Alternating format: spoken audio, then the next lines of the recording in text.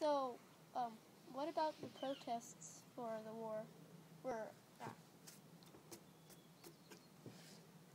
did you take place in any of them or seen them? No, I actually didn't take part in any of the protests. And afterwards I was glad because I didn't really understand at the time what was going on. I was against the war, like most people in America, most of the regular people in America were against the war. We didn't really, since it had never been an act of Congress to declare war, we didn't really have a way to stop it except by political pressure. There was no way that we could call our congressman and say, say the war's over or whatever. It just had to be political pressure because the presidents, several of them, are the ones that had done this. So there were a lot of protests. There were a lot of famous people that were involved in protests. There were a lot of marches. There were a lot of signs out, anti-war signs and so forth. I didn't get involved in any of them, even though I did feel pretty strongly that we shouldn't be there.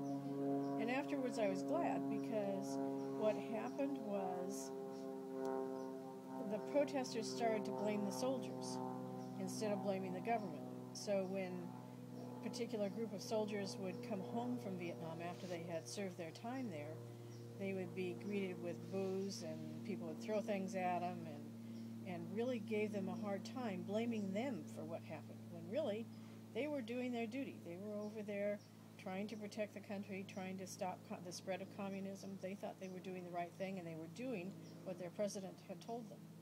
So it was really unfortunate that the war protests weren't directed more toward the government and less toward the soldiers. And because that's what happened, that's why I'm glad I didn't get involved in any of it. Yeah. But what was the government doing at this time?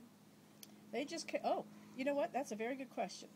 The government kept saying that we were winning the war. We just needed a little more time, a little more time. And they tried to convince the public that they were winning the war by what they called the body count. And what that was is they would count how many Americans died on a particular day and how many North Vietnamese died on a particular day and how many South Vietnamese died on a particular day. And they would say, well, we're killing way more communists, way more North Vietnamese than Americans or South Vietnamese are getting killed. Therefore, we're winning the war. We just need a little bit more time. Yeah. Well, when the soldiers started coming home, they started saying, these body counts are wrong. They're not. These aren't correct.